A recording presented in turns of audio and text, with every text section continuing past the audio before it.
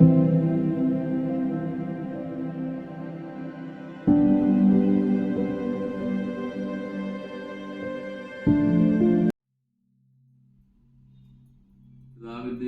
പുത്രന്റെയും പരിശുദ്ധാത്മാവിന്റെയും നാമത്തിൽ തനിക്ക് സ്തുതി. വലിയ നോമ്പ് തുടങ്ങി ഒരാഴ്ച തികയുകയായി. ഇത് 2ാം ഞായറാഴ്ചയാണ്. കുഷ്ഠരോഗിയെ സൗഖ്യമാക്കുന്ന സംഭവമാണ് ഇന്നത്തെ സുവിശേഷത്തിൽ നിന്നുള്ള ചിന്താവിഷയം. അടുത്ത ഞായറാഴ്ച തളർവാദ രോഗിയെ സൗഖ്യമാക്കുന്ന അത്ഭുതമാണ്. 4ാമത്തെ ഞായറാഴ്ച ജ്ഞാനായക്കാരിയുടെ മകൾ ഭൂതബാധിത, മാനസികമായ അസ്വാസ്ഥ്യമുള്ള മകൾ, അവർക്ക് സൗഖ്യം നൽകുന്ന ഞായറാഴ്ചയാണ്. 5ാമത്തെ ഞായറാഴ്ച ദീർഘനാളുകളായി ഊനിയായി പോയ സ്ത്രീക്ക് കർത്താവ് സൗഖ്യം നൽകുന്നു. 6ാമത്തെ ഞായറാഴ്ച പിറവിയിലെ അന്ധനായിരുന്ന ഒരാൾക്ക് കർത്താവ് കാഴ്ച നൽകുന്ന അത്ഭുതം. നോമ്പിൽ ആകെക്കൂടെ 8 ഞായറാഴ്ചകളാണ്. 1ാമത്തെ ഞായറാഴ്ച വെള്ളം വീഞ്ഞാക്കുന്ന അത്ഭുത പ്രവൃത്തി സുവിശേഷത്തിൽ നിന്ന് വായിച്ചു കേട്ട് ധ്യാനിക്കുകയായിരുന്നു.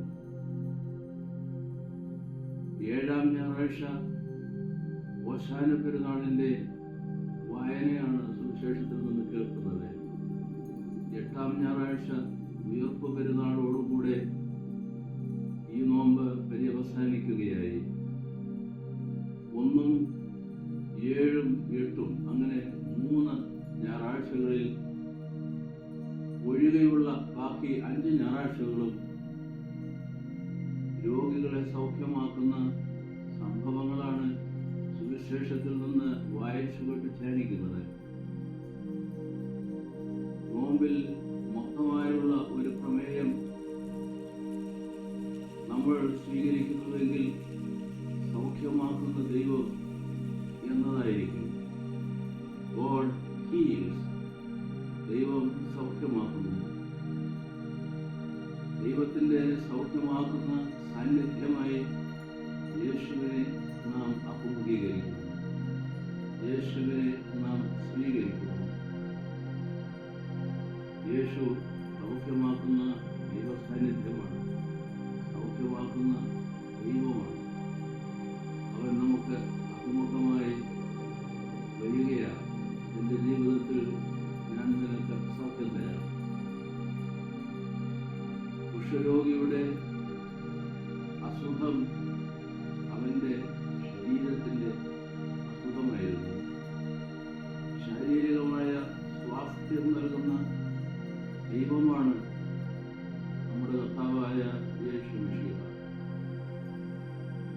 അതേസമയം തന്നെ നമ്മെ അസ്വാസ്ഥ്യത്തിലാക്കുന്ന, രോഗാതുരമാക്കുന്ന ധാരാളം കാര്യങ്ങൾ നമ്മുടെ ജീവിതത്തിൽ അഭിമുഖീകരിക്കുന്നു. വ്യക്തിപരമായ ജീവിതത്തിലെ നമ്മളുടെ നൈർമല്യമില്ലായ്മ, അശുദ്ധി, അത് നമ്മളുടെ ജീവിതത്തെ ആകെക്കൂടെ രോഗഗ്രസ്തമാക്കുന്നു. ശാരീരികമായ അസ്വസ്ഥ്യം മാത്രമല്ലല്ലോ, നമ്മുടെ മാനസികവും ആധ്യാത്മികവുമായ നില നമ്മളുടെ സ്വാസ്ഥ്യത്തെ, സൗഖ്യത്തെ എങ്ങനെയിരിക്കുന്നു എന്ന് നമ്മളെ മനസ്സിലാക്കി തരുന്ന സൂചകങ്ങളാണ്. ദൈവം സൗഖ്യം തരുന്നു. ദൈവ സാന്നിധ്യം യേശുക്രിസ്തുവിലൂടെ നാം കാണുകയും സൗഖ്യമാക്കുന്ന യേശുവിനെ നാം സ്വീകരിക്കുകയുമാണ്.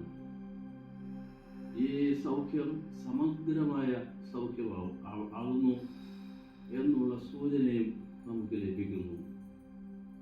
എന്താണ് സമഗ്രമായ സൗഖ്യം? നമ്മളുടെ മനസ്സിന് സൗഖ്യമുണ്ടാവണം, നമ്മളുടെ ആത്മാവിന് സൗഖ്യം വേണം. അതെല്ലാം അടങ്ങിയിരിക്കുന്നത് നമ്മളുടെ ജീവിതത്തിൻ്റെ വിശുദ്ധിയിലാണ്. കൂടെ ജീവിക്കുവാൻ ഈ നോമ്പ് നമ്മളോട് ആവശ്യപ്പെടുകയാണ്.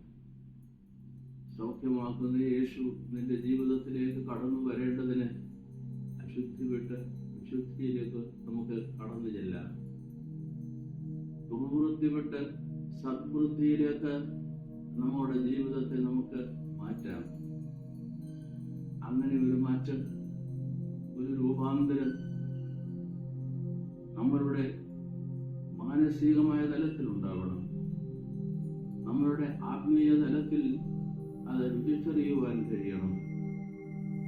അപ്പോൾ നമ്മളുടെ ജീവിതം സമഗ്രമായി ഒരു രൂപാന്തരത്തിലേക്ക് വരും.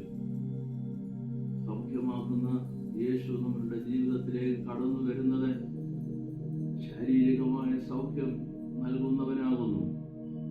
അതേസമയം തന്നെ നമ്മളുടെ ജീവിതത്തെ വിശുദ്ധമാക്കിക്കൊണ്ട് നമ്മളുടെ സമഗ്രമായ സൗഖ്യം നൽകുന്നവനായ കർത്താവ് നമ്മളുടെ ജീവിതത്തിലേക്ക് കടന്നു വരികയാണ്. ഈ നോമ്പുകാലത്ത് ഉപവസിച്ചും വേദവായനയിൽ കൂടുതൽ സമയം ചെലവഴിച്ചും പ്രാർത്ഥന മുടക്കം കൂടാതെ ശുഷ്കാന്തിയോടെ നിർവഹിച്ചും നമ്മളുടെ പാപങ്ങളെ സംബന്ധിച്ച് നമ്മൾ അനുദപിച്ച് ദൈവത്തിലേക്ക് തിരിഞ്ഞു വന്നു.